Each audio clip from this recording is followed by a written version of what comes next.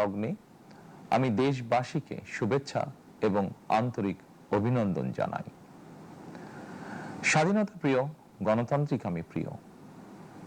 জনগণের কারণেই দেশে আবার মানুষের অধিকার, সম্মান এবং মর্যাদা পুনঃপ্রতিষ্ঠার সুযোগ সৃষ্টি হয়েছে। আমি দেশবাসীর উদ্দেশ্যে একটি বার্তা দিয়ে বলতে চাই, মুসলমান, হিন্দু, বৌদ্ধ, খ্রিস্টান তথা দল, মত, ধর্ম, বর্ণ নির্বিশেষে পাহাড়ে কিংবা সমতলে বসবাসকারী এই দেশ আমাদের সবার। প্রতিটি নাগরিকের জন্যই এই দেশকে আমরা একটি নিরাপদ ভূমিতে পরিণত করতে চাই, একটি স্বনির্ভর, নিরাপদ, মানবিক, গণতান্ত্রিক বাংলাদেশ প্রতিষ্ঠাই বিএনপি সরকারের লক্ষ্য। প্রিয় দেশবাসী, ফ্যাসিবাদের সময়কালে দুর্নীতি দুঃশাসনে পর্যুদস্ত একটি ভঙ্গুর অর্থনীতি, দুর্বল শাসন কাঠামো আর অবনতিশীল আইন শৃঙ্খলা পরিস্থিতির মধ্য দিয়ে নতুন সরকার যাত্রা শুরু করেছে।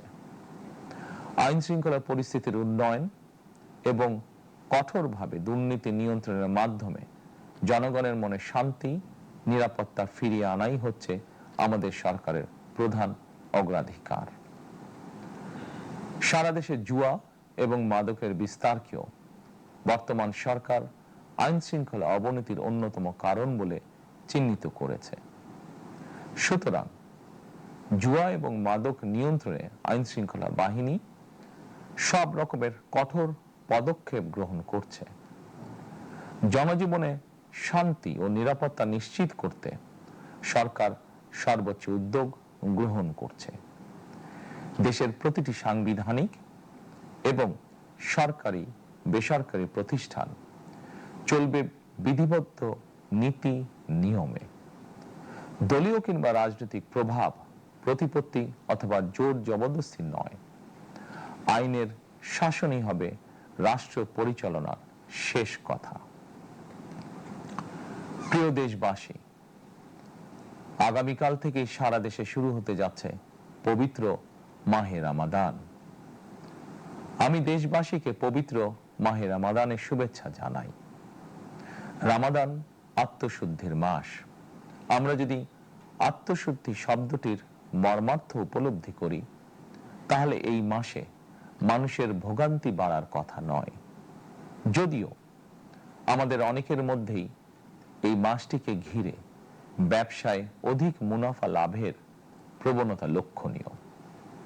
আপনাদের প্রতি আমার বিনীত আহ্বান, রমাদানের পবিত্রতা রক্ষার্থে এই মাসটিকে আপনারা ব্যবসা মুনাফা লাভের মাস হিসাবে পরিগণিত করবেন না। দ্রব্যমূল্য যাতে সাধারণ মানুষের নাগালের বাইরে না যায়, এ ব্যাপারে ব্যবসায়ীরা দয়া করে সতর্ক থাকবেন। হাজারো প্রাণের বিনিময় একটি মাফিয়া সিন্ডিকেটের পতন ঘটিয়ে রাষ্ট্র এবং সরকারের জনগণের অধিকার প্রতিষ্ঠার অঙ্গীকার নিয়েই আমরা রাষ্ট্র পরিচালনার দায়িত্ব গ্রহণ করেছি। বিএনপি সরকার সকল ক্ষেত্রে অনাচার অনিয়মের সকল সিন্ডিকেট ভেঙে দিতে বদ্ধপরিকর ইনশাআল্লাহ। ক্ষুদ্র, মাঝারি কিংবা ছোট বড় সকল ব্যবসায়ীদের প্রতি বর্তমান সরকারের দৃষ্টিভঙ্গি সহজ এবং স্পষ্ট। বর্তমান সরকার ব্যবসায়ী এবং ক্রেতা সাধারণ উভয় স্বার্থ রক্ষা করেই প্রয়োজনীয় পদক্ষেপ গ্রহণ করতে চায়।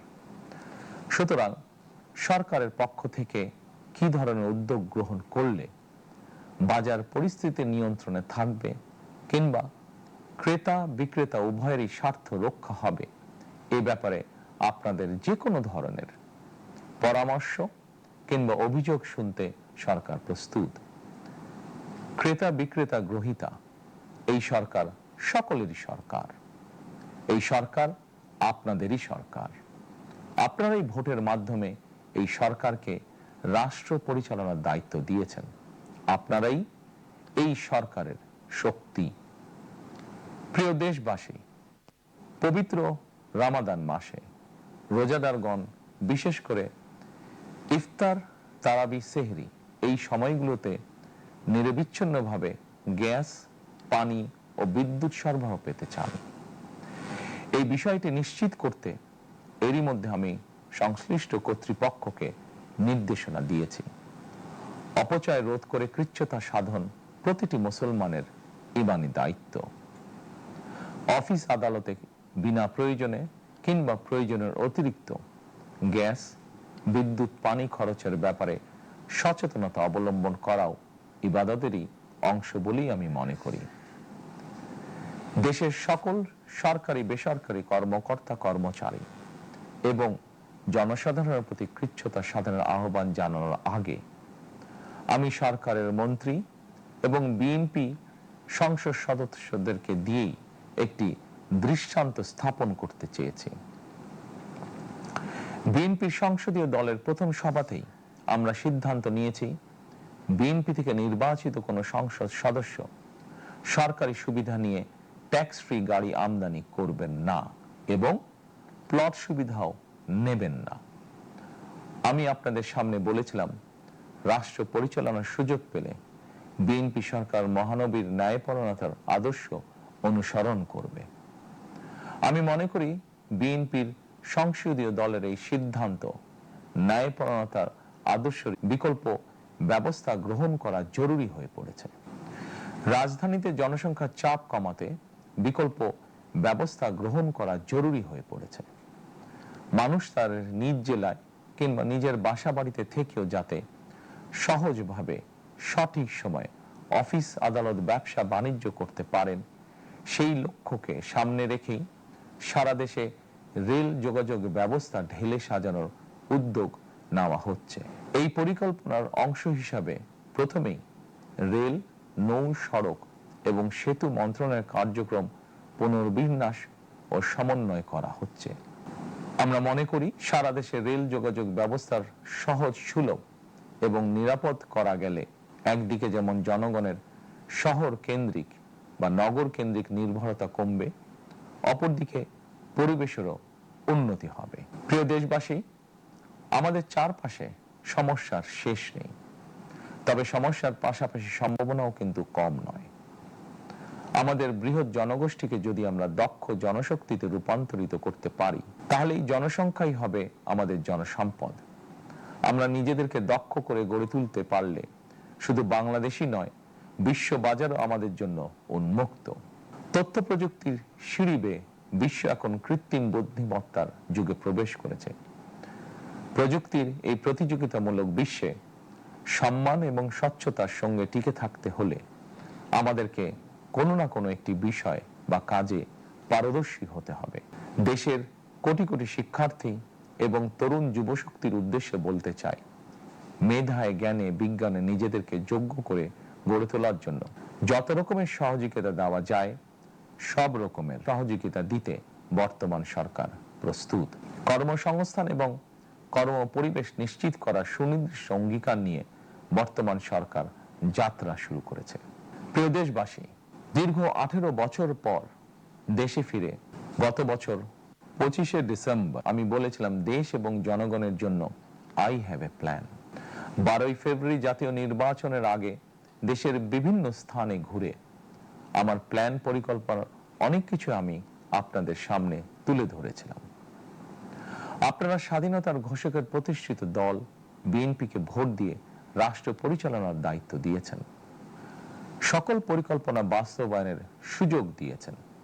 এখন এই সুযোগকে কাজে লাগিয়ে সকল অঙ্গীকার পূরণ করার দায়িত্ব বিএনপি সরকারের। আমরা আমাদের পরিকল্পনা এবং প্রতিশ্রুতি বাস্তবায়নের কাজ শুরু করে দিয়েছি ইনশাআল্লাহ। অঙ্গীকার পূরণের এই যাত্রা পথে আমরা ভবিষ্যতের দিনগুলোতেও আপনাদের অব্যাহত সমর্থন প্রত্যাশা করি। প্রিয় দেশবাসী, সরকার প্রধান হিসাবে আমি দেশবাসীর উদ্দেশ্যে একটি বিষয়ে প্রতি দৃষ্টি আকর্ষণ করে বলতে চাই।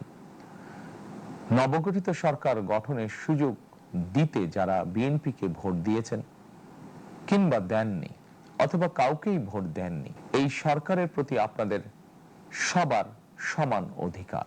বিএনপি সরকার বিশ্বাস করে দল, মত, ধর্ম, দর্শন যার যার, রাষ্ট্র সবার। এই দেশে, এই রাষ্ট্রে একজন বাংলাদেশী হিসাবে আপনার আমাদের প্রতিটি বাংলাদেশী নাগরিকের অধিকার সমান। প্রিয় দেশবাসী, আল্লাহ আমাদের সবাইকে নিরাপদ এবং সুস্থ রাখুন। আল্লাহ আমাদের সকলকে ইতিবাচক পরিকল্পনাগুলো বাস্তবায়নের তৌফিক দিন। পবিত্র রমাদান মাস শুরুর শুভ লগ্নে আল্লাহর দরবারে এই তৌফিক দিন। পবিত্র রমাদান মাস শুরুর শুভ লগ্নে আল্লাহর দরবারে এই নিবেদন রেখে আমার বক্তব্য শেষ করছি। আল্লাহ হাফেজ। বাংলাদেশ জিন্দাবাদ।